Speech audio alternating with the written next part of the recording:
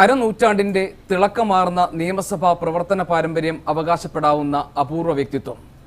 ഒരേ നിയോജക മണ്ഡലത്തെ ഏറ്റവും കൂടുതൽ തവണ നിയമസഭയിൽ പ്രതിനിധീകരിച്ചു എന്ന റെക്കോർഡിനുടമ.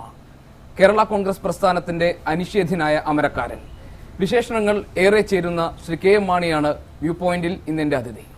Shri K M Mani, very warm welcome. Mani sir, കഴിഞ്ഞ 13 തവണ പാലായിലെ ജനങ്ങൾക്ക് മുന്നിൽ ജനവിധി തേടി താങ്കൾക്ക് ചെല്ലുമ്പോഴും നിവർന്നു നിന്നുകൊണ്ട് പാലായുടെ വികസനങ്ങൾ പറഞ്ഞുകൊണ്ട് വോട്ട് തേടാൻ താങ്കൾക്ക് കഴിഞ്ഞിട്ടുണ്ട്.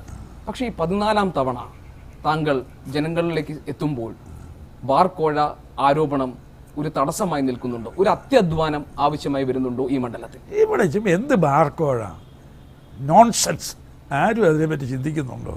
ഇത് ചുമ്മാ ഏതെങ്കിലും ഒരു ബാറുടമ അയാൾക്ക് 8 ബാർ നഷ്ടപ്പെട്ടു, ഞാനായി ബാർ നിർത്താൻ പ്രേരണ കൊടുത്തത്.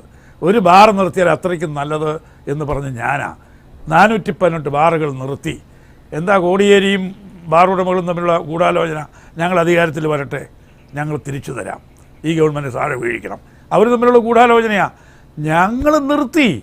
ആ നിർത്തിയപ്പോൾ എന്നോടുള്ളൊരു വിരോധം, അതിനുവേണ്ടി ഒരു ബാറുടമ എനിക്കെതിരെ ഒരു സ്റ്റേറ്റ്മെൻറ്റ്, അത് പൊക്കിപ്പിടിച്ച് നടന്നതിന് വല്ല കാര്യമുണ്ടോ? അതിന് വല്ല വിലയുമുണ്ടോ? ആരെങ്കിലും എന്ത് വില കൽപ്പിക്കുന്നുണ്ടോ? അതുകൊണ്ട് ഇനി മേലാൽ ബാർക്കോഴ ഒന്നും പറയാൻ പാടില്ല. അപ്പോൾ ഈ തെരഞ്ഞെടുപ്പിൽ അതിനൊരു വിശദീകരണത്തിന് ആവശ്യം ഒരു ഷാപ്പുകാരൻ ചുമ്മാ അത് പറയാം, എനിക്കെതിരെ ഒരു വർത്തമാനം പറഞ്ഞാൽ ഉടനെ അത് പൊക്കിപ്പിടി. എത്രയോ നാളായി, കാലഘരണപ്പെട്ടു പോയി. ചുമ്മാ ഒരു ബാർ ഉടമയുടെ ഒരു സ്റ്റേറ്റ്മെൻറ്റുമായിട്ട് നിങ്ങൾ മീഡിയക്കാർ നടക്കാൻ പാടില്ല. അന്ന് മന്ത്രിസ്ഥാനം രാജിവെച്ചത് ആവശ്യമില്ലായിരുന്നു എന്ന് ഇപ്പോൾ തോന്നുന്നുണ്ടോ? അല്ല, അന്ന് ആവശ്യം ഉണ്ടായിരുന്നു. ഞാനത് ഉന്നതമായ ജനാധിപത്യ മൂല്യങ്ങൾ കാത്തു സൂക്ഷിക്കാൻ വേണ്ടി രാജിവെച്ചതാണ്. കാരണം കോടതി എന്ന് പറഞ്ഞു, മാണി അധികാരത്തിലിരുന്ന് കൊണ്ട് കേസന്വേഷണം സ്വതന്ത്രമായി നടത്തുവാൻ കഴിയുമോ ഞാൻ അധികാരത്തിലിരിക്കുകയാണെങ്കിൽ എന്ന് മാണി മനസാക്ഷിയോടൊന്ന് ചോദിക്കുക. എന്നോട് രാജിവെക്കണമെന്നാരും കോടതി പറഞ്ഞില്ല, മനസാക്ഷിയോട് ചോദിക്കാനാണ് പറഞ്ഞത്. എനിക്ക് മനസാക്ഷിയോട് ചോദിച്ചിട്ട് ഞാനിവിടെ ഇരുന്നാലും കുഴപ്പമൊന്നുമില്ല, ഞാനല്ല ആഭ്യന്തര വകുപ്പ്, ഞാനല്ല അന്വേഷണത്തിൻ്റെ വകുപ്പ് എന്ന് വേണമെങ്കിൽ എനിക്ക് പറയാമായിരുന്നു. പക്ഷേ അതും വേണ്ട. ഞാനിനി അധികാരത്തിലിരിക്കുന്നതുകൊണ്ട് കേസന്വേഷണം സ്വതന്ത്രമായി നടന്നില്ല എന്ന ആരോപണം വരാൻ പാടില്ല. അതുകൊണ്ടാണ് ഞാൻ രാജിവെച്ചത്. ശ്രീ കെ മാണി, താങ്കൾ ഈ കേസുമായി ബന്ധപ്പെടുത്താവുന്ന നിലനിൽക്കുന്ന തെളിവുകൾ ഒന്നുമില്ല എന്ന റിപ്പോർട്ട് കോടതിക്ക് മുന്നിൽ എത്തിക്കഴിഞ്ഞു. ഇനി കോടതിയുടെ അന്തിമമായ വിധി വരാനിരിക്കുന്നതേ ഉള്ളൂ. അതിന് തൊട്ട് മുൻപാണ് ഈ തെരഞ്ഞെടുപ്പ് വരുന്നത്. അതുകൊണ്ട് തന്നെ ഈ വിഷയത്തെ പാടെ അവഗണിച്ചുകൊണ്ട് താങ്കൾക്ക് പാലായ ജനങ്ങളെ എത്താൻ പറ്റും. കാരണം ജനങ്ങളെല്ലാവരും വിദ്യാഭ്യാസമുള്ള ആളുകൾ, അവരിത് കാണുന്നില്ല. എൻ്റെ പേരിൽ വന്ന ഈ ആരോപണമുണ്ട്. 2 പ്രാവശ്യം അന്വേഷിച്ചു. ആദ്യം ഒരു അന്വേഷണം നടന്നു, ഇതിലൊരു സബ്സ്റ്റൻസും ഇല്ല, ബേസ്ലെസ്, അടിസ്ഥാനരഹിതമാണ്, ഇത് കള്ള കേസാണ്, അടിസ്ഥാനരഹിതമാണ് എന്ന് പറഞ്ഞ് റിപ്പോർട്ട് കൊടുത്തു. വീണ്ടും ഒന്നുകൂടി അന്വേഷിക്കാൻ പറഞ്ഞു. വീണ്ടും അന്വേഷിച്ചു. വീണ്ടും അന്വേഷണ റിപ്പോർട്ട് ബേസ്ലെസ്, അടിസ്ഥാനരഹിതമാണ് എന്ന് പറഞ്ഞ റിപ്പോർട്ട്. ഈ 2 റിപ്പോർട്ടുകളും പരിഗണിക്കാനായിട്ട് വെച്ചിരിക്കുക. കോടതി ഒരു നീണ്ട അവധി വെച്ചു എന്നുള്ളത് മാത്രമേ ഉള്ളൂ. ഇത് 2 റിപ്പോർട്ടുകൾ ഇനി കോടതി നോക്കിയിട്ട് കോടതി ന്യായം എന്താണെന്ന് തീരുമാനമെടുക്കണം. പിന്നെ കോടതിയിലിരിക്കുന്ന വിഷയമായതുകൊണ്ട് ഞാൻ കൂടുതലൊന്നും കമന്റ് ചെയ്യുന്നില്ല. ഞാൻ ചോദിക്കുന്നത് ഒരു രാഷ്ട്രീയ വിശദീകരണത്തിന് ആവശ്യം ഉണ്ടാകുന്നില്ല ഈ കാര്യത്തിൽ, ഈ തെരഞ്ഞെടുപ്പിൽ. എന്തൊക്കെയാണ് പാലായിൽ ഇത്തവണ ചർച്ച ചെയ്യാൻ പോകുന്ന വിഷയങ്ങൾ ഈ തെരഞ്ഞെടുപ്പ്? പാലായി ചർച്ച ചെയ്യുന്ന വിഷയം പാലാക്കാർക്ക് എന്നെ 50 വർഷമായിട്ട് അറിയാം. ഇത് 13ാമത്തെ തെരഞ്ഞെടുപ്പാണ്. എൻ്റെ ജീവിതം എല്ലാം സുതാര്യമാണ്, സംശുദ്ധമായ രാഷ്ട്രീയ ജീവിതവും. അത് പാലക്കാർക്ക് അറിയാവുന്ന വിഷയമാണ്. ഈ തെരഞ്ഞെടുപ്പ് രംഗത്തിൽ താങ്കളുടെ പ്രതിയോഗിയായി എത്തുന്നത് മാണി സി കാപ്പനാണ് 3ാമത്തെ തവണ. പക്ഷേ ഇത്തവണ മാണി സി കാപ്പൻ തെരഞ്ഞെടുപ്പ് രംഗത്ത് വരുമ്പോൾ അദ്ദേഹത്തിന് നിരത്താൻ ഒരു കണക്കും വേണമെങ്കിൽ അദ്ദേഹത്തിന് വിജയം ഉണ്ടാകും എന്ന് പറയുന്നതിന് അടിസ്ഥാനമായി അദ്ദേഹം നിരത്തുന്ന ചില കാര്യങ്ങളുമുണ്ട്. അതിലൊന്ന്, കഴിഞ്ഞ തവണ താങ്കളുടെ ഭൂരിപക്ഷം അത് 5000 ചില്ലുവാനുമായിരുന്നു. അതിന് തൊട്ട് മുൻപ് 7000 ചില്ലുവാനുമായിരുന്നു. ഈ 5000 വോട്ടുകളുടെ, അതായത് എനിക്ക് തോന്നുന്നു കൃത്യമായി പറഞ്ഞാൽ 5629, ആ ഭൂരിപക്ഷം ജനാധിപത്യ കേരള കോൺഗ്രസ് എന്ന വിഭാഗം രൂപീകരിച്ച് ഒരു ഭാഗം പാർട്ടിയിൽ നിന്ന് പോയതോടുകൂടി ആ വോട്ടുകൾ ഇടതുപക്ഷത്തേക്ക് പോകും. അങ്ങനെ ഈ വോട്ടുകളുടെ കണക്ക് നോക്കിയാൽ മാണി സി കാപ്പൻ പറയുന്നത് അദ്ദേഹത്തിന് ജയിക്കാനുള്ളൊരു സാധ്യത പാലായിലുണ്ടെന്നാണ്. അദ്ദേഹത്തിന് ജയസാധ്യത ഉണ്ടെന്ന് വരുത്താൻ വേണ്ടി അദ്ദേഹം ഒരു കണക്ക് മെനഞ്ഞെടുത്തിരിക്കുന്നതല്ല, വേറെ വല്ല കാര്യമുണ്ടോ? ജനാധിപത്യ കേരള കോൺഗ്രസ്, നമ്മുടെ കേരള കോൺഗ്രസ് ഉണ്ടാക്കിയാൽ അതിൻ്റെ കൂടെ വല്ല ആളുകളുണ്ടോ? കേരള കോൺഗ്രസ് വല്ല കുഴപ്പമുണ്ടോ? അപ്പം അങ്ങനെ ഏത് രാഷ്ട്രീയ കക്ഷിയിൽ നിന്ന് 3-4 പേര് മാറിയെന്ന് വരും. അത് എല്ലാ കോൺഗ്രസിൽ നിന്ന് 3-4 പേര് മാറിയല്ലേ. കമ്മ്യൂണിസ്റ്റ് പാർട്ടിയിൽ നിന്ന് 3-4 പേര് മാറിയത്. 3-4 പേര് മാറിയിട്ട് ഒരു പ്രസ് കോൺഫറൻസ് നടത്തുന്നു. ഞങ്ങൾ ഇങ്ങനെ വേറൊരു പാർട്ടിയാണ്, ഒരു 4 പേര് മാറി. ഞങ്ങൾ ജനാധിപത്യ സംരക്ഷണ പാർട്ടി, സംരക്ഷണ സമിതി, ഞങ്ങൾ കർഷക സംരക്ഷണ സമിതി, ഞങ്ങൾ തൊഴിലാളി സംരക്ഷണ സമിതി. എന്തുകൊണ്ട് തൊഴിലാളി സംരക്ഷണമല്ല അവരുടെയില്ല, കർഷക സംരക്ഷണമല്ല അവരുടെയില്ല, ജനാധിപത്യ സംരക്ഷണമല്ല അവരുടെയില്ല ഇരിക്കുന്നത്. ഇതൊക്കെ ജനങ്ങൾക്ക് ഈ കള്ളക്കളിയൊക്കെ അറിയാവുന്നല്ലേ? ആരെങ്കിലും ആ കൂടെ കൂടുവോ? അല്ല, 2006 ഭൂരിപക്ഷം 7759 ആയിരുന്നു. 2011 അത് 5259 കുറഞ്ഞു. അപ്പോൾ സ്വാഭാവികമായിട്ടും മാണി സി കാപ്പൻ ഇങ്ങനെ ഒരു കണക്ക് പറയുമ്പോൾ അദ്ദേഹത്തിന് അമിത ആത്മവിശ്വാസം കൊണ്ടാണ്. അദ്ദേഹം താഴോട്ടേ നോക്കിയുള്ളൂ, താഴോട്ട് കുറയുന്ന എൻ്റെ കണക്ക് മുകളിലോട്ട് ഇനി ഉയരുന്ന പഴയതിനേക്കാൾ. അത് താങ്കൾ പ്രതീക്ഷിക്കുന്നത് 2011 ഉണ്ടായതിനേക്കാൾ വലിയ ഭൂരിപക്ഷത്തിലുള്ള ഒരു വിജയമാണ്. ഭൂരിപക്ഷം കിട്ടാം. കാരണം ജനങ്ങൾ കൂടെ ഉണ്ടെങ്കിൽ എന്താ ഭയപ്പെടാനിരിക്കുന്നത്? പാലായിലെ ജനങ്ങൾ കൂടെയുള്ളതുകൊണ്ടാണ് ഞാൻ ഇത്രയും നാളും വിജയിച്ചത്. അവരെന്നെ തള്ളാൻ വേറെ കാര്യങ്ങളൊന്നുമില്ല. ഞാൻ വീണ്ടും വീണ്ടും ഈ ബാർക്കോഴയിലേക്ക് പോകുക, അല്ലെങ്കിൽ ഒരു വ്യക്തതയ്ക്ക് വേണ്ടി ഞാൻ ആ വിഷയത്തിൽ ഒരു ചോദ്യം, ഒരൊറ്റ ചോദ്യമേ, അതായത് ഈ ബാർക്കോഴ വിവാദത്തിൽ താങ്കൾക്കെതിരെ ഈ ആരോപണങ്ങൾ ഉണ്ടായിരുന്നപ്പോൾ മന്ത്രിസ്ഥാനം രാജിവെച്ച ശേഷം മാണി സാർ ഇവിടെ വന്ന് പാലായിലെ ജനങ്ങളോട് പറഞ്ഞു, എന്നോടൊപ്പം പാലായിലെ ജനങ്ങളുണ്ട്, എല്ലാം ജനങ്ങളുടെ കോടതിയിൽ വിചാരണ ചെയ്യപ്പെടും, അവിടെ ഞാൻ മറുപടി പറയുമെന്ന്. ഈ തെരഞ്ഞെടുപ്പിൽ ഭൂരിപക്ഷം കൂടുതലായി വിജയം പ്രതീക്ഷിക്കുന്ന താങ്കൾക്ക് ആ ഭൂരിപക്ഷം ഉണ്ടാകുമ്പോൾ താങ്കൾ പറഞ്ഞതുപോലെ ജനകീയ കോടതിയിൽ താങ്കൾ അംഗീകരിക്കപ്പെട്ടു എന്നൊരു അർത്ഥം ഉണ്ടാവില്ലേ? തെരഞ്ഞെടുപ്പ് കഴിയുമ്പോൾ അല്ല ജനകീയ കോടതി, തെരഞ്ഞെടുപ്പ് ജയിക്കുമ്പോൾ നമുക്കെതിരെ പറഞ്ഞിരിക്കുന്ന എല്ലാം ജനങ്ങൾ തള്ളിക്കളയുന്നു എന്നല്ലേ? അതാണ് അതിൻ്റെ അനുമാനം. കേരള കോൺഗ്രസ് എം അതിൻ്റെ അനിഷേധ്യ നേതാവാണ് ശ്രീ കെ മാണി. എല്ലാ ഘട്ടത്തിലും ഏത് സാഹചര്യത്തിലും ഇതിലൊരു സംശയം ഉണ്ടായിരുന്നില്ല. ശ്രീ കെ മാണി ഒരു വാക്ക് പറഞ്ഞാൽ അത് പാർട്ടിയിലെ അന്തിമമായ വാക്കാണ്, അത് എല്ലാവരും അംഗീകരിച്ചിരുന്നു. പക്ഷേ ഈ 2 സംഭവങ്ങൾ പാർട്ടിക്കകത്തുണ്ടായി. ഒന്ന്, താങ്കൾ പറഞ്ഞതുപോലെ ഏതാനും ചിലർ ആയിക്കോട്ടെ, അതിൽ ഫ്രാൻസിസ് ജോർജിനെ പോലെയുള്ള നേതാക്കളുമുണ്ട്, ജനാധിപത്യ കേരള കോൺഗ്രസ് എന്ന പാർട്ടി രൂപീകരിച്ച് പുറത്തുപോയി. 2, ഇത്തവണത്തെ സ്ഥാനാർത്ഥിത്വ നിർണയത്തിൽ ചില വിമത ശബ്ദങ്ങൾ ഉണ്ടായിരിക്കുന്നു.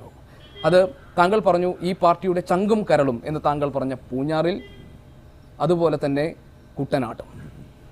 എന്താ കുഴപ്പമില്ല? എന്തുകൊണ്ടാണ് അങ്ങനെ വിമത ശബ്ദം ഉണ്ടാകുന്നത്? എവിടെ വിമത ശബ്ദം? ഏത് പാർട്ടിക്കകത്തും സ്ഥാനാർത്ഥികളുടെ ആസ്പിരൻസ് ഒരുപാട് കാണും.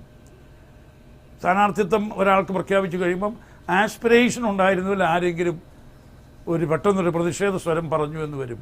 അത് സ്വാഭാവികമല്ലേ? അത് എല്ലാ കാലഘട്ടത്തിലും എല്ലാ പൊളിറ്റിക്കൽ പാർട്ടികൾക്കകത്തുമുണ്ട് ഇല്ലേ? ഈ മാർക്സിസ്റ്റ് പാർട്ടിക്കകത്തില്ലേ, കോൺഗ്രസിനകത്തില്ലേ?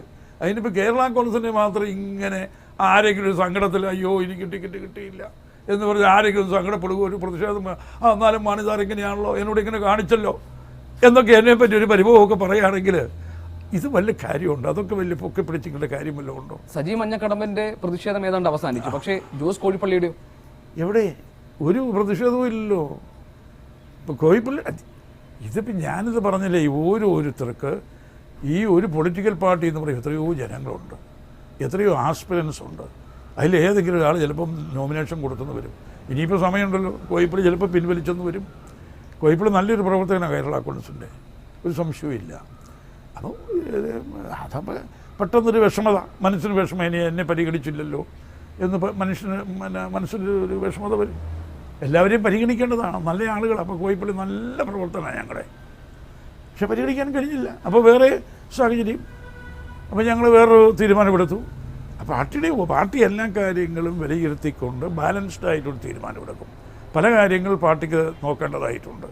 അപ്പോൾ പല കാര്യങ്ങളും നോക്കിയപ്പോഴും ബാലൻസ്ഡായിട്ട് തീരുമാനമെടുക്കും. ചങ്ങനാശ്ശേരിയിൽ ജോബ് മൈക്കിളിനും ഇതുപോലെ പരാതി ഉണ്ടായിരുന്നു തുടക്കത്തിൽ. അങ്ങനെ പലർക്കും ഉണ്ടെന്നേ. അതിപ്പോൾ അങ്ങനെ ഇപ്പോൾ കുത്തി ഓരോ കോൺസ്റ്റിറ്റ്യുവൻസിയിലെ ഇതെല്ലാം വിമതന്മാരാണെന്ന് വരുത്താൻ വേണ്ടിയുള്ള ഒരു ശ്രമം ഇല്ലല്ലോ. ഇല്ലെങ്കിൽ പിന്നെ എന്തിനാ ഇതൊക്കെ ചോദിക്കുന്നത്? അല്ല, ഞാൻ ചോദിക്കുന്നത് ഇവരൊക്കെ ഏതെങ്കിലും തരത്തിലുള്ള പദവികൾക്ക് വേണ്ടിയാണോ ഈ തെരഞ്ഞെടുപ്പ് അടുത്ത് വരുമ്പോൾ ഇങ്ങനെ ഒരു വിമത ശബ്ദമായി വരുന്നത്? ഞാൻ തെരഞ്ഞെടുപ്പ് അടുത്ത് വരുമ്പോൾ കേരള കോൺഗ്രസിൽ പ്രത്യേകിച്ച് ഒരു പ്രതിഭാസമൊന്നുമില്ല. എല്ലാ പൊളിറ്റിക്കൽ പാർട്ടിയിലും സ്ഥാനാർത്ഥി നിർണയം കഴിയുമ്പോൾ ചില കേന്ദ്രങ്ങളും ചില വ്യക്തികളും സങ്കടവും വിഷമതകളും നെടുവീർപ്പുകളും പ്രതിഷേധങ്ങളൊക്കെ പ്രകടിപ്പിക്കാറുള്ളത് പോലെ കേരള കോൺഗ്രസിലും ചിലപ്പോൾ ചില വ്യക്തികൾ നെടുവീർപ്പുകൾ ഇട്ടെന്ന് വരും, സങ്കടം പ്രകടിപ്പിച്ചെന്ന് വരും, അല്പം പ്രതിഷേധ സ്വരത്തിലൊക്കെ സംസാരിച്ചെന്ന് വരും. അതൊന്നും കൂട്ടാക്കേണ്ടതില്ല. തെരഞ്ഞെടുപ്പിൽ മത്സരിക്കാൻ അർഹതയുണ്ട് എന്ന സ്വയം തോന്നലിൽ നിന്നാണല്ലോ ഇവരെല്ലാം ഈ സ്ഥാനാർത്ഥിത്വത്തിനെതിരെ രംഗത്ത് വരുന്നതും അവർക്ക് സ്വയം മത്സരിക്കാൻ അവസരം വേണമെന്ന് ആവശ്യപ്പെടുന്നതും. അപ്പോൾ ഈ സ്ഥാനാർത്ഥിത്വ നിർണയത്തിൽ മാനദണ്ഡമായി സ്വീകരിച്ചത് എന്താണ് ഇത്തവണ? സ്ഥാനാർത്ഥി നിർണയത്തിൽ മാനദണ്ഡമായി സ്വീകരിച്ചത് ഒന്ന്, വിജയസാധ്യത ഫസ്റ്റ്, രണ്ട്, അവരുടെ പ്രവർത്തന പാരമ്പര്യം. ഇത്രയേ ഉള്ളൂ. ഈ രണ്ട് കാര്യങ്ങൾ നോക്കുമ്പോഴാണ് ഈ പറഞ്ഞ ആളുകൾക്ക് സ്ഥാനാർത്ഥിത്വം കിട്ടാതെ പോകുന്നത്. എന്ന് പറഞ്ഞാൽ എന്താ, വിജയം ഞങ്ങളെല്ലാം അവർക്കും വിജയവും ഇല്ലെന്നില്ല. ഏറ്റവും കൂടുതലല്ല പല പരിഗണന ഒരു പൊളിറ്റിക്കൽ പാർട്ടിക്കുണ്ട്. ഇപ്പം ഞങ്ങൾ എന്തൊക്കെയാണെന്ന് ഇപ്പോൾ ഇതെല്ലാം മീഡിയയിൽ കൂടെ പറയണോ. പൊളിറ്റിക്കൽ പാർട്ടിക്ക് പല പരിഗണനകളുണ്ട്. ഞങ്ങളെല്ലാ പരിഗണനകളും വെച്ച് നോക്കിയപ്പോൾ ഇങ്ങനെ ഒരാൾക്ക് കൊടുക്കുകയാണ് നല്ലത് എന്ന് തോന്നി. ഞങ്ങളങ്ങനെ പ്രഖ്യാപിച്ചു. അതുകൊണ്ട് മറ്റേ ആൾ മോശമാണെന്ന് അർത്ഥമില്ല. ഉണ്ടോ? മാണി സാർ നേരത്തെ പറഞ്ഞല്ലോ, തെരഞ്ഞെടുപ്പ് അടുത്ത് വരുമ്പോൾ എല്ലാ പാർട്ടികളിലും ഇതുപോലെ സ്ഥാനാർത്ഥി മോഹികൾ അല്ലെങ്കിൽ ആസ്പിരൻസ് ഉണ്ടാകും. സ്വാഭാവികമാണ്. പക്ഷേ കേരള കോൺഗ്രസ് എമ്മിന്റെ കാര്യത്തിൽ അത് അസ്വാഭാവികമായി മാറുന്നത് ശ്രീ കെ എം മാണി ഒരു വാക്ക് പറഞ്ഞാൽ അത് അന്തിമമായി സ്വീകരിക്കപ്പെട്ടിരുന്നു. ആ സാഹചര്യം മാറുന്നുണ്ടോ? ഒരു മാറ്റമില്ല. കെ എം മാണി എന്നുള്ളതല്ല party chairman. K M Mani എന്നുള്ളതല്ല. കേരള കോൺഗ്രസിൽ പാർട്ടി ചെയർമാൻ അന്തിമ വാക്കാണ്. അത് ഏത് പൊളിറ്റിക്കൽ പാർട്ടിയിലും അതെ. Party chairman, party leaders, party leader, party chairman, ഇവർക്ക് അല്ലെ പാർട്ടിയിലെ ഏറ്റവും പ്രധാനപ്പെട്ട നേതാക്കന്മാർ. അത് അന്തിമ അതിനപ്പുറത്തൊരു വാക്കുണ്ടെന്ന് പറഞ്ഞാൽ നമുക്ക് സമ്മതിക്കാനായിട്ട് പോകുമോ? ഈ ജനാധിപത്യ കേരള കോൺഗ്രസ് രൂപീകരിച്ച ആളുകൾ പുറത്തു പോയപ്പോൾ ശ്രീ കെ എം മാണി താങ്കൾ പറയുന്നത് ഏതാനും ചില ആളുകൾ പാർട്ടിയോട് വിയോജിച്ച് പുറത്തുപോയി എന്ന് ലഘൂകരിച്ചാണ് ഈ കാര്യങ്ങളെ കാണുന്നത്. പക്ഷെ അവർ ഉന്നയിച്ച രണ്ട് ആക്ഷേപങ്ങളുണ്ട്. ഒന്ന് രാഷ്ട്രീയമാണ്, ഒന്ന് ഉൾപാർട്ടി ജനാധിപത്യം സംബന്ധിച്ചിട്ടുള്ള കാര്യമാണ്. ശ്രീ കെ എം മാണി മകൻ ജോസ് കെ മാണിയെ പ്രധാനപ്പെട്ട പദവികളിലേക്ക് മറ്റെല്ലാ മാനദണ്ഡങ്ങളും ലംഘിച്ചു കൊണ്ടുവരാൻ ശ്രമിക്കുന്നു. ഇവിടെ ഒരു ജനാധിപത്യമില്ല, ഒരു ഏകാധിപത്യ സ്വഭാവത്തിലുള്ള കാര്യങ്ങൾ തീരുമാനമാക്കുന്നു എന്നുള്ളതാണ്. ആ ആക്ഷേപം ഏതെങ്കിലും തരത്തിൽ മറുപടി അർഹിക്കുന്നതാണ്. പിന്നെ അതൊക്കെ ചുമ്മാ പുറത്ത് പോകുമ്പോൾ ഇതൊക്കെ പറയും. ഇങ്ങനെയൊക്കെ ഇതല്ല, ഇതിനേക്കാൾ കൂടുതൽ ആരോപണങ്ങൾ പറയും പുറത്ത് പോകുമ്പോൾ. അത് പുറത്ത് പോകുമ്പോൾ എന്തെങ്കിലും പറയണ്ടേ? ഇതിനകത്ത് നിൽക്കാൻ നിവൃത്തിയില്ല, ഇതിനകത്ത് ജനാധിപത്യമില്ല. അവർ പറയാതെ പോകാൻ നോക്കുമോ? അവർ പുറത്ത് പോകുമ്പോൾ എന്താ പോകുന്നതെന്ന് ചോദിച്ചില്ലേ? അപ്പോൾ എന്തെങ്കിലും പറയണ്ടേ? ഇതിനകത്ത് പിന്നെ ജനാധിപത്യമില്ലേ? പി ജെ ജോസഫിന് തോന്നിയില്ലല്ലോ. പി ജെ ജോസഫ് ഇന്നും ഈ പാർട്ടിയുടെ വളരെ ശക്തനായ നല്ല ഒരു നേതാവായിട്ട് ഈ പൊളിറ്റിക്കൽ പാർട്ടിയിൽ ഇപ്പോൾ ഉണ്ടല്ലോ. പി ജെ ജോസഫിൻ്റെ കൂടെ നിന്നുമല്ലേ ഇവർ പോയത്. അവർ പാർട്ടിയോടും എന്നോടും പി ജെ ജോസഫിനോടും കാണിച്ച നന്ദികേടാണ് അവർ ചെയ്തിരിക്കുന്നത്. ഇവരെയൊക്കെ ഞങ്ങൾ ഈ പാർട്ടി ഉള്ളത് കൊണ്ടല്ലേ ഈ ജനാധിപത്യ കേരള കോൺഗ്രസ്സുകാർ ഈ സ്ഥാനത്തൊക്കെ എത്തിയത് കേരള കോൺഗ്രസ് കൊണ്ടല്ലേ. ഇപ്പോൾ ഫ്രാൻസിസ് ജോർജ് വെറും ബാങ്ക് ഉദ്യോഗസ്ഥനായിരുന്നു. കെ എൻ ജോർജിൻ്റെ മകൻ എന്നുള്ള നിലയ്ക്ക് ബാങ്ക് ഉദ്യോഗസ്ഥനായിരുന്ന ഒരാളെ ഞങ്ങൾ തേടിപ്പിടിച്ചുകൊണ്ട് ഞങ്ങൾ കൊണ്ടുവന്ന് നിർത്തിയതാണ്. അല്ലാതെ KSC കൂടിയോ യൂത്ത് ഫണ്ടിൽ കൂടിയോ വളർന്ന് പരിചയിച്ച് വന്നൊരാളല്ല. അവിടെ ഞാൻ കുറ്റം പറയല്ല. ഫ്രാൻസിസ് ജോർജ് നല്ലവനാണ്, നല്ലൊരു വ്യക്തിയാണ്. അദ്ദേഹത്തിൻ്റെ വ്യക്തിത്വത്തെ ഒന്നും ഞാനൊന്നും ചോദ്യം ചെയ്യുന്നില്ല. പക്ഷേ അദ്ദേഹത്തിൻ്റെ പാരമ്പര്യം എന്ന് പറയുന്നത് പിതാവിൻ്റെ പാരമ്പര്യമുള്ളൂ. മഹാനായ ഒരു പിതാവിൻ്റെ മകനാണ് ഫ്രാൻസിസ് ജോർജ്. അല്ല ഫ്രാൻസിസ് ജോർജ് എന്താ വലിയ മഹത്വം, വേറെ വലിയ മഹത്വമുണ്ടോ?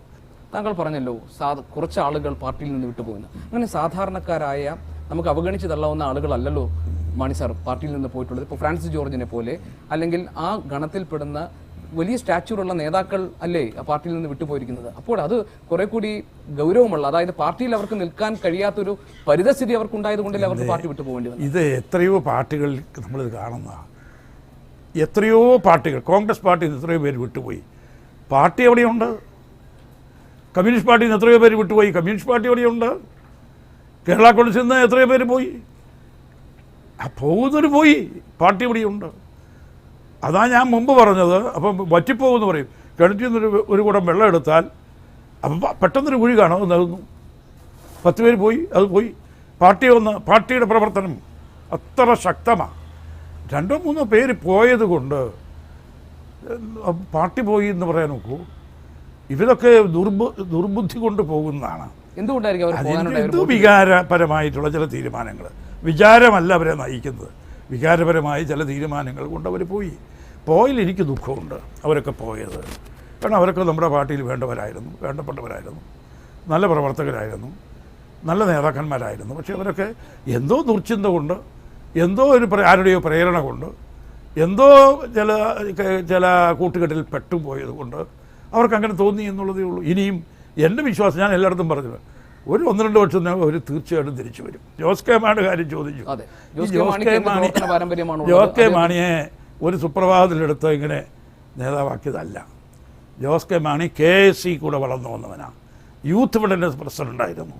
യൂത്ത് ഫണ്ടിൻ്റെ പ്രസിഡൻ്റായിട്ട് ഞങ്ങളുടെ സംഘടനയുടെ നേതാവായിട്ട് യൂത്ത് ഫണ്ട് പ്രസിഡൻ്റായിട്ട് എത്രയോ വർഷം ഇരുന്നു. അപ്പം KSCയിൽ കൂടി യൂത്ത് ഫ്രണ്ടിൽ കൂടി വളർന്നു വന്ന് MP ആയ ഒരു വ്യക്തിയാണ്.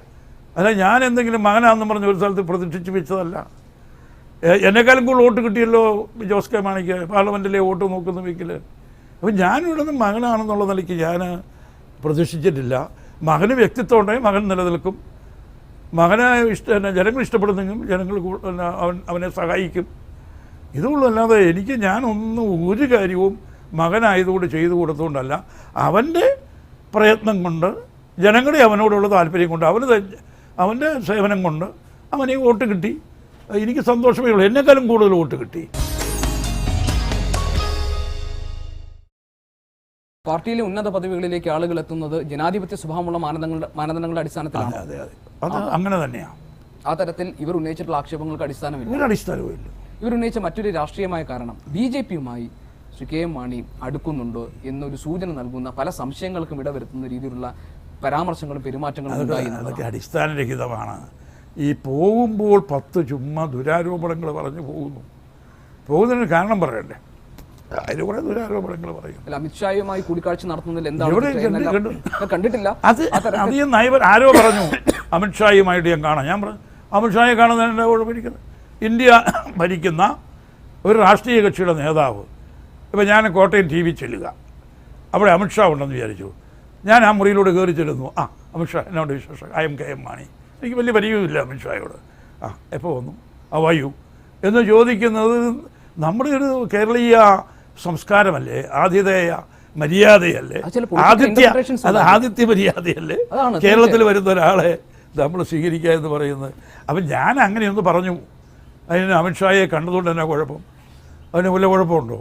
കോൺഗ്രസിലെ ഹൈക്കമാൻഡുമായി, അതായത് സോണിയാഗാന്ധി ഉൾപ്പെടെയുള്ള കേന്ദ്ര നേതൃത്വവുമായി ഒരുപക്ഷെ കോൺഗ്രസ്സുകാർക്കുള്ളതുപോലെ തന്നെ ഒരു അടുപ്പം ശ്രീ KM മാണിക്കുമുണ്ട്. അതായത് എല്ലാ കാലത്തും താങ്കൾ പറഞ്ഞ കാര്യങ്ങൾ പരിഗണിക്കപ്പെട്ടിട്ടുണ്ട് സംസ്ഥാന തലത്തിൽ. അതിന് ഒരു പരിധിവരെയെങ്കിലും താങ്കൾക്ക് ഈ കേന്ദ്ര നേതാക്കളുമായുള്ള ബന്ധം സഹായകരമായിട്ടുണ്ട്. പക്ഷെ ഇത്തവണ കൂടുതൽ സീറ്റ് ചോദിച്ചു, കോൺഗ്രസ് മൈൻഡ് ചെയ്തില്ലല്ലോ. കൂടുതൽ സീറ്റ് ചോദിച്ചാൽ തന്നില്ലെങ്കിൽ മൈൻഡ് ചെയ്തില്ല എന്നുള്ള വാക്കല്ലല്ലോ വേണം. അത് മൈൻഡ് ചെയ്തതിന് അവർക്ക് അവരുടേതായ കാരണമുണ്ട്. എത്രയോ പേര് അവർക്ക് സ്ഥാനാർത്ഥികളുണ്ട്. അവർക്ക് എത്ര കിട്ടിയാലും തികയല്ലോ. ഞങ്ങൾക്ക് കൂടുതൽ സീറ്റ് വേണം, ഞങ്ങളുടെ ഒരു ആവശ്യമാണ്. ഞങ്ങൾക്ക് തരാതെ പോയത് നിർഭാഗ്യകരമായി പോയി. ഞങ്ങൾക്ക് തരേണ്ടതായിരുന്നു. കോൺഗ്രസ് ഇനിയെങ്കിലും അത് ചിന്തിക്കണം, ഞങ്ങൾക്ക് കൂടുതൽ സീറ്റ് തരണം.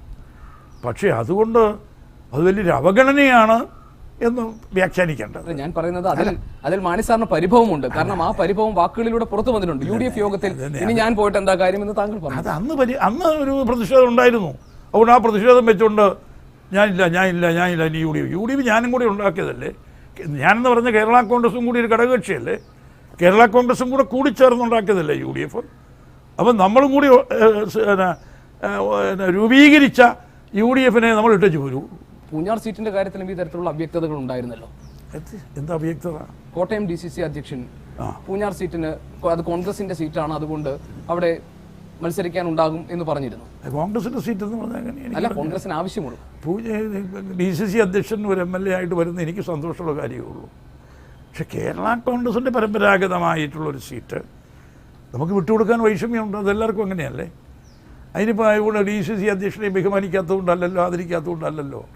മാണി സാർ, PC ജോർജ് പാർട്ടിയിലുണ്ടോ? പാർട്ടിയിലുണ്ടോന്നോ? ഇല്ല. ഇപ്പോൾ ഉണ്ടോ? ഇല്ലല്ലോ. ഉണ്ടോ?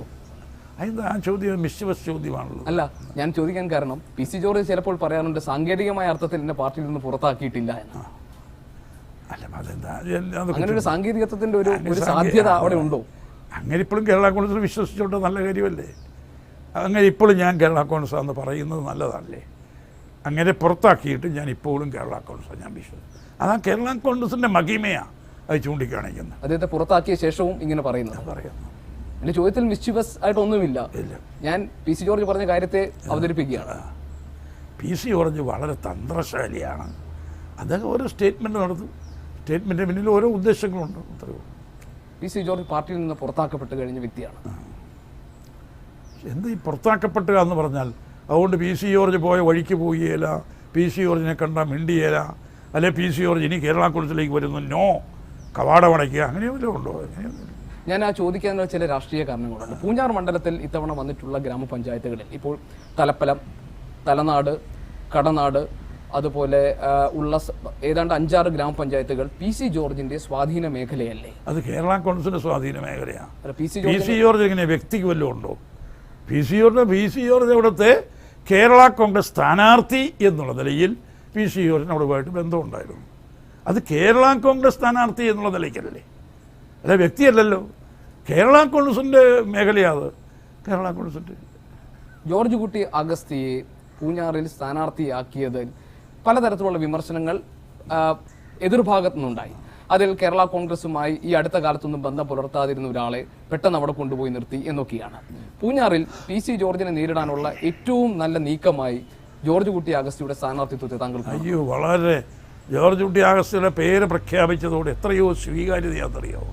കാരണം ജോർജ് കുട്ടി അഗസ്തി എല്ലാവർക്കും അറിയാം, നല്ല വാഗ്മി, നല്ല നിസ്വാർത്ഥനായ ഒരു പ്രവർത്തകൻ. KSC കൂടെ യൂത്ത് ഫണ്ടിൽ കൂടെ വളർന്നു വന്ന ഒരാളല്ല ജോർജ് കുട്ടി അഗസ്തി. പിന്നെ വലിയ ആധ്യാത്മിക രംഗത്ത് അദ്ദേഹത്തിൻ്റെ പ്രവർത്തനങ്ങൾ, നല്ല വ്യക്തിത്വം, ശോഭയേറിയ വ്യക്തിത്വം. അങ്ങനെ ഒരാളെ ഞങ്ങൾ സ്ഥാനാർത്ഥിയായിട്ട് പ്രഖ്യാപിച്ചുകൂടി പൂഞ്ഞാറിൻ്റെ ചിത്രം മാറി. കേരളം ഇത്തവണ വിധി എഴുതുമ്പോൾ പ്രധാനമായി പരിഗണിക്കാൻ പോകുന്ന വിഷയങ്ങൾ എന്തൊക്കെയാണ് താങ്കളുടെ കാഴ്ചപ്പാടിൽ? കേരളത്തിൻ്റെ വികസനം, ജനങ്ങൾക്ക് ഉള്ള ജനക്ഷേമം, വികസനം, ഇത് 2 കാര്യങ്ങൾ. അതിൽ UDF ഇപ്പോൾ ഒരു ഭരണ തുടർച്ചയ്ക്ക് വേണ്ടിയാണല്ലോ ജനവിധി തേടുന്നത്. ഇപ്പോൾ UDF പറഞ്ഞിട്ടുള്ള വികസന കാഴ്ചപ്പാട്, ഇപ്പോൾ LDFന്റെ പ്രകടന പത്രിക വന്നു. കേരളത്തിന്റെ വികസനം ഏത് തരത്തിലായിരിക്കണം എന്ന ഒരു കാഴ്ചപ്പാട് അവർ അവതരിപ്പിക്കുന്നുണ്ട്. എന്ത് വ്യത്യാസമാണ് ഇത് തമ്മിലുള്ളത്? ഈ പ്രകടന പത്രിക എന്ന് പറഞ്ഞ് മാത്രമല്ലല്ലോ, LDF ഒരുപാട് കാര്യങ്ങൾ ഞങ്ങളെല്ലാം പൊന്നാക്കി തരാം, ഞങ്ങളെല്ലാം പൊന്നാക്കും, ഞങ്ങൾ വരട്ടെ, എല്ലാം ശരിയാകും, എല്ലാം ശരിയാക്കുമെന്നാണ് എല്ലാവരും പറയുന്നത്. പല ഇടതുപക്ഷം വന്നാൽ എല്ലാം ശരിയാക്കും, നിരപ്പാക്കി തരുന്ന, അതുപോലെ അതിന് വ്യാഖ്യാനങ്ങളൊക്കെ കിടക്കുക, എല്ലാം ശരിയാകും. അങ്ങനെ ഇടതുപക്ഷം വന്നാൽ എല്ലാം ശരിയാകൂ. നിലവാരം കുറഞ്ഞ ബാറുകൾ പൂട്ടാൻ വേണ്ടി തൻ്റെ ഇടത്തോടുകൂടി തീരുമാനമെടുത്തപ്പോൾ അതിനെ അട്ടിമറിക്കാൻ വേണ്ടി ബാർ ഉടമകളും CPM നേതൃത്വവും നടത്തിയ ഗൂഢാലോചനയാണ് ബാർക്കോഴയുമായി ബന്ധപ്പെട്ട കേസുകൾക്ക് കാരണമെന്ന് താങ്കൾ പറഞ്ഞല്ലോ. LDF ഇപ്പോഴും മദ്യനയത്തിന്റെ ഈ അടച്ചിട്ട ബാറുകൾ തുറക്കും അധികാരത്തിൽ വന്നാൽ എന്നൊരു സ്റ്റേറ്റ്മെന്റ് എവിടെയും നടത്തിയിട്ടില്ല. അവരതിന് പകരമായി ചോദിച്ചത് ചാരായം നിരോധിച്ച ശേഷം ഞങ്ങൾ അധികാരത്തിൽ വന്നപ്പോൾ ഞങ്ങൾ ചാരായം വീണ്ടും കൊണ്ടുവന്നതാണ്. അപ്പോൾ അടച്ചിട്ട ബാറുകൾ തുറക്കില്ല എന്നല്ലേ അവരും പറയുന്നത്? അവർ പറഞ്ഞ തന്നെ മദ്യവർജനം ആയിക്കോ, ഞങ്ങൾ മദ്യനിരോധനത്തിനില്ല, മദ്യവർജനം. വർജനം എന്ന് പറയുന്ന വല്ല കാര്യമുണ്ട്, ഒരു ഉപദേശം, വോളണ്ടറി മദ്യവർജനം, അത് നല്ലതാണ്. അതോ ഒരു 10,000 വർഷം, എത്ര 2,000 വർഷമോ ആയിട്ട് ആദ്യകാലം മുതലേ ജനത പറയും മദ്യവർജനം, ആരും മദ്യം കഴിക്കാൻ പാടില്ല. പക്ഷെ കഴിക്കാൻ പാടില്ല എന്നുള്ള ഉപദേശം മാത്രം കൊണ്ട് നിൽക്കുമോ? ഉപദേശം നല്ലതാ, മദ്യവർജനം. അതോടൊപ്പം തന്നെ മദ്യനിരോധനം പടിപടിയായി നിരോധിക്കണം. പടിപടിയായി എന്ന് പറഞ്ഞാൽ മദ്യത്തിൻ്റെ ഉപയോഗം കുറയ്ക്കണം, മദ്യത്തിൻ്റെ ലഭ്യത കുറയ്ക്കണം. അവസാനം ഒരു നിശ്ചിത കാലയളവിനുള്ളിൽ മദ്യം പൂർണ്ണമായി ഒഴിവാക്കണം. അപ്പോൾ അതാണ് നമ്മുടെ UDFൻ്റെ നയം. അതിന് എന്തെങ്കിലും ഇടതുപക്ഷം അങ്ങനെ സ്വീകരിച്ചിട്ടുണ്ടോ? അല്ല, CPM നേതൃത്വം പറയുന്നത് മദ്യനിരോധനം എന്ന് പറയുന്നത് ലോകത്ത് ഒരു രാജ്യത്തും നടപ്പാക്കപ്പെട്ടിട്ടില്ലാത്തൊരു കാര്യമാണ്. അതുകൊണ്ട് ശരിയായ ബോധവൽക്കരണത്തിലൂടെ ഘട്ടം ഘട്ടമായി ഇത് രണ്ടും വേണം. ബോധവൽക്കരണം മാത്രം പോരാ, ഞങ്ങൾ ബോധവൽക്കരിക്കുന്നു, ആരും മദ്യം കഴിക്കരുത്. അതുകൊണ്ടെന്താ കഴിക്കുന്നത്? എല്ലാ മത നേതാക്കന്മാരും മദ്യം കഴിക്കരുതെന്ന് ഉപദേശിക്കണം, ബോധവാന്മാരാക്കണം. അതോടൊപ്പം മദ്യം അതിൻ്റെ ലഭ്യത കുറയ്ക്കാൻ ഗവൺമെൻറ്റും തയ്യാറാകണം. അപ്പോൾ ഈ മദ്യനയത്തിൻ്റെ കാര്യത്തിൽ ഇടതുപക്ഷം ഇനിയിപ്പോൾ ഈ വന്നാലും കാര്യമായി ഒന്നും മുന്നോട്ട് കൊണ്ടുപോകാൻ ശ്രമിക്കും. ഇടതുപക്ഷം അവർ പറഞ്ഞിരിക്കുന്നത് ഞങ്ങൾ വർജനത്തിലാന്നാ, അതിൻ്റെ അടുത്ത് അവർ നിരോധിക്കാനൊന്നും ചെയ്യലെന്നാ, ഞങ്ങൾ വരട്ടെ, ബാറ് തുറന്നു തരാവുന്ന. അതാണല്ലോ മദ്യഉടമകളും ബാറുകാരും തമ്മിലുള്ള ഈ ബിജു രമേശുമായിട്ടുള്ള പ്രതിപക്ഷത്തിൻ്റെ കോടിയേരിയുടെയൊക്കെ രഹസ്യ സംഭാഷണം അതല്ലായിരുന്നു. ഞങ്ങളെ സഹായിക്ക്, നമുക്കൊന്ന് ഒരുമിച്ച് നിൽക്കാം, നമുക്ക് ഈ ഗവൺമെൻറ് അട്ടിമറിക്കാം, അവരുടെ കൂട്ടുപിടിച്ചുകൊണ്ടാണ്. ഈ ബാർക്കോഡ് ഒരു അസംബന്ധ വിഷയമാണ്, അതിന് ഒരു അടച്ച ചാപ്റ്ററാണെന്ന് താങ്കൾ പറഞ്ഞല്ലോ. സ്വാഭാവികമായും ഇടതുപക്ഷം ഈ തെരഞ്ഞെടുപ്പ് പ്രചാരണ വേളയിൽ ഇതൊരു വലിയ വിഷയമായി അത് അവർ വിഷയം ഉപയോഗിച്ചോണ്ടെന്നേ മറുപടി പറയേണ്ടി വരും. മറുപടി പറഞ്ഞല്ലോ, രണ്ട് പ്രാവശ്യം അന്വേഷിച്ചു, ഒന്നുമില്ല എന്ന് പറഞ്ഞ് കളഞ്ഞ കേസല്ലേ. പിന്നെ ഞാൻ എപ്പോഴും പറഞ്ഞുകൊണ്ടിരിക്കണോ? അത് 83 വയസ്സായല്ലോ. ഊർജ്ജസ്വലതയ്ക്ക് എന്തെങ്കിലും കോട്ടമുണ്ടോ? ഒരു വോട്ടും ഇല്ല. അപ്പോൾ 14ാം തവണയും പാലായിൽ നിന്ന് വിജയിച്ച് മാണിക്യമാകാൻ കഴിയട്ടെ. എല്ലാവിധ ആശംസകളും. Thank you very much. Thank you.